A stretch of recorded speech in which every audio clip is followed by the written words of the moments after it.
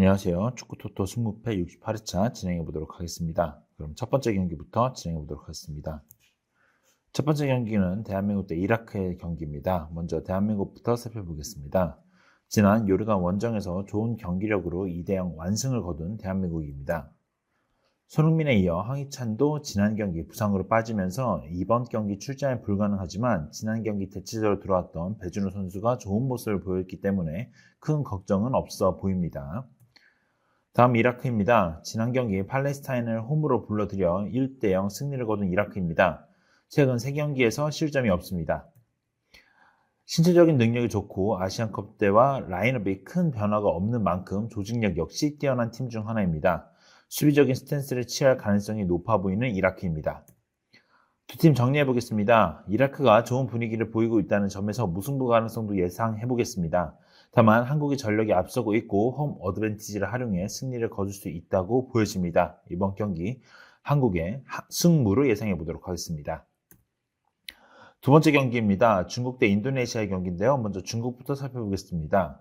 지난 호주전도 3대1로 패하면서 최근 4경기 모두 패배를 기록한 중국입니다. 한국, 일본, 사우디, 호주로 이어지는 일정이 굉장히 험난한 건 맞지만 그럼에도 불구하고 경기력이 워낙 좋지 않았기에 분위기 반전이 꼭 필요한 상황입니다. 다음은 인도네시아입니다. 바레인에게 후반 추가 시간 극적 실점을 허용하면서 2대2 아쉬운 무승부를 기록한 인도네시아입니다. 최근 많은 기화 선수들이 합류한 만큼 조직력을 빠르게 끌어올린다면 충분히 아시아권에서 경쟁력 있는 스쿼드로 발전할 가능성이 있다고 보여집니다. 두 팀 정리해 보겠습니다. 상반되는 분위기의 양팀입니다. 동기부여가 되어 있는 인도네시아가 중국 원정에서 좋은 모습을 보이지 않을까 생각을 해봅니다. 이번 경기 중국의 무패로 예상해 보도록 하겠습니다. 세 번째 경기입니다. 우즈베키스탄 대 아랍에미리트의 경기인데요. 먼저 우즈베키스탄부터 살펴보겠습니다. 지난 경기 홈에서 이란을 상대로 무승부를 기록한 우즈베키스탄입니다.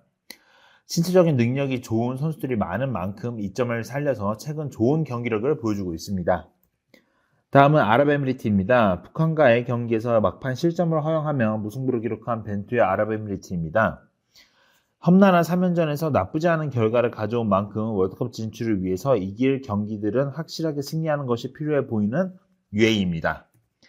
두 팀 정리해 보겠습니다. 두 경기 연속으로 홈에서 승리를 치르는 우즈베키스탄입니다.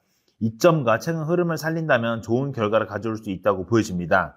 다만 아랍에미리트 상황을 고려한다면 무승부 가능성도 있어 보입니다. 이번 경기 승부를 예상해 보도록 하겠습니다. 네 번째 경기입니다. 요르단 대 오만의 경기인데요. 먼저 요르단부터 살펴보겠습니다. 지난 한국을 상대로 아쉬운 경기력을 보이며 0대2 패배를 기록한 요르단입니다. 여전히 팀의 핵심 멤버인 알타마리가 출전이 불가능하지만 알나이마트가 지난 경기 후반전 교체로 복귀한 만큼 지난 경기 답답했던 공격 과정에 큰 힘이 되어줄 것으로 보여집니다. 다음은 오만입니다. 쿠웨이트를 홈으로 불러들여 4대0 대승을 거두며 3차 예선 첫 승리를 신고한 오만입니다. 한국전 패배 이후 감독이 자베르니로 바뀌었는데 대승으로 인해 분위기를 좀 탔습니다. 다만 상대가 조에서 가장 최약체인 쿠웨이트였다는 점에서 평가는 좀 보류해야 될 것 같습니다. 두 팀 정리해 보겠습니다. 두 경기 연속으로 홈에서 치르는 요르단입니다. 알나이마트의 복귀와 함께 승리를 가져갈 가능성이 높아 보입니다. 이번 경기 요르단의 승리로 예상해 보도록 하겠습니다. 다섯 번째 경기입니다. 팔레스타인 대 쿠웨이트의 경기인데요. 먼저 팔레스타인부터 살펴보겠습니다. 팔레스타인은 이라크에게 0대1 패배를 당하면서 5경기째 무승을 기록하고 있습니다. 그룹 B에서 득실차 -3을 기록하며 최하위를 기록하고 있는 만큼 공수 모두 많이 부족한 모습을 보여주고 있습니다. 다음은 쿠웨이트입니다. 지난 오만전에서 0대4 대패를 당하면서 분위기 전환에 실패한 쿠웨이트입니다. 순위 유지를 위해 승점은 필수적인 요소입니다. 최다 실점팀에게 부담스러운 과제가 될 것으로 보여집니다. 팀 정리해보겠습니다. 공격과 수비 모두 불안한 모습을 보이는 양팀이기에 카운터 공격에 비교적 능한 팔레스타인에게 유리한 경기가 될 것으로 보여집니다. 이번 경기 팔레스타인의 승리로 예상해보도록 하겠습니다. 여섯 번째 경기입니다. 사우디 대 바레인의 경기인데요. 먼저 사우디부터 살펴보겠습니다. 사우디는 일본에게 0대2 패배를 당하면서 2위로 올라가는 데 실패했습니다. 일본전 패배를 당하긴 했으나 막강한 공격력을 보여주며 밀리지 않는 경기력을 보여줬습니다. 다음 바레인입니다. 인도네시아와 2대2 무승부를 기록한 바레인인데요. 월드컵 예선에서 1승만 기록 중입니다. 일본에게 0대5 대패를 당했으며 인도네시아에게 무승부를 거둔 상황이기에 분위기 전환이 필수적으로 보여집니다. 바레인은 이번 경기에서 무조건 승리가 필요해 보입니다.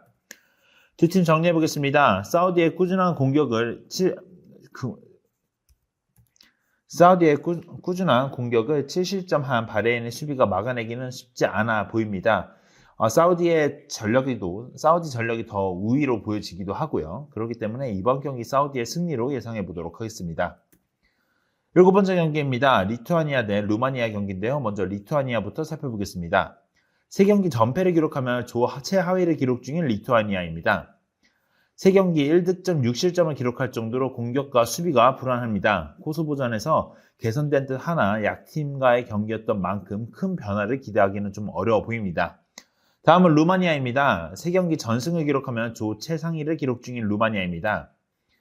파르마 소속의 데니스만을 중심으로 3경기 모두 3골씩 기록하면서 막강한 공격력을 자랑하고 있습니다. 두 팀 정리해보겠습니다. 지난 9월 맞대결에서 1대3 패배를 당한 리투아니아입니다. 이후 2경기 양팀의 내용을 보면 새로운 결과가 나오기는 어려워 보입니다. 이번 경기 리투아니아의 패배를 예상해보도록 하겠습니다.